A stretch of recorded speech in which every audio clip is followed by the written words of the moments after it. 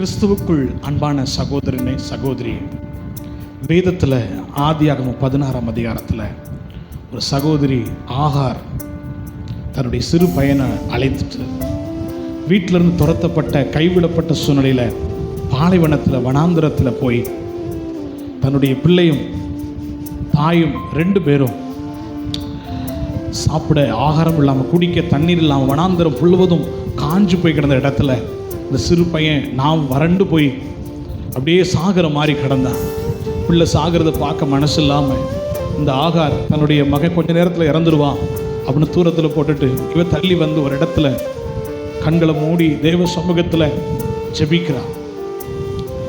கண்ணை மூடிட்டு என்னதான் என் வாழ்க்கையில் நடக்கு, ஏன் இப்படி கைவிடப்பட்ட சூழல்னு சொல்லி யோசித்து கலங்கி கொண்டிருக்கும் பொழுது அப்பொழுது அவள் தேவனை காண்கிறாள்.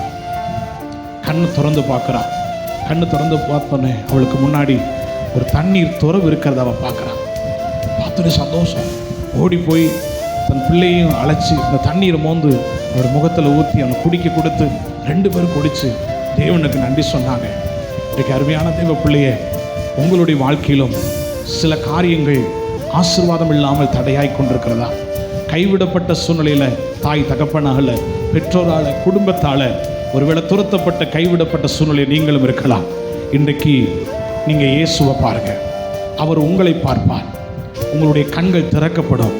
அன்றைக்கு ஆகாருடைய கண்கள் திறக்கப்பட்ட உடனே, அவள் தேவனை பார்த்த உடனே அவளுடைய கண்களை கர்த்தர் திறந்து அவளுக்கு முன்னாடி இருக்கிற திறவை அது வரைக்கும் அவள் பார்க்கல, எங்கேயோ அங்கக்குள்ளே தான் இருந்தது, ஆனால் கண்ணு மறைச்சிருந்தது.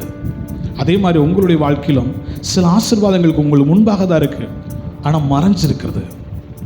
அது வெளிப்படணும் அப்படின்னு சொன்னால் கர்த்தர் அந்த துறவு எங்கே இருக்குன்னு கர்த்தர் உங்களுக்கு வெளிப்படுத்த வேண்டும் என்று சொன்னார்.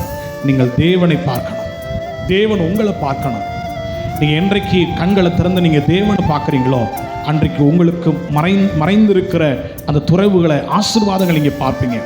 அங்கு இங்குமாய் ஓடிக்கிட்டு இருக்கிறீங்க ஆசீர்வாதத்துக்காக, எங்கேயும் ஓட வேண்டாம். கண்களை மூடி தேவ சமூகத்தில் தேவனை நோக்கி ஜெபம் பண்ணுங்க. நிச்சயமாய் அவர் மறைக்கப்பட்டிருக்கிற ஆசீர்வாதங்கள் எல்லாம் கர்த்தர் வெளியே கொண்டு வருவார். அது ரொம்ப காலங்கள் அல்ல, சீக்கிரத்தில் கர்த்தர் உன் கண்களை திறந்து ஆசீர்வாதங்கள் நீங்கள் பார்க்கும்படி கர்த்தர் செய்வார். கவலைப்படாதீங்க, கர்த்தர் உங்களை ஆசீர்வதிப்பார். நீங்களும் நல்லா இருப்பீங்க, நாங்களும் நல்லா இருப்போம். God bless you.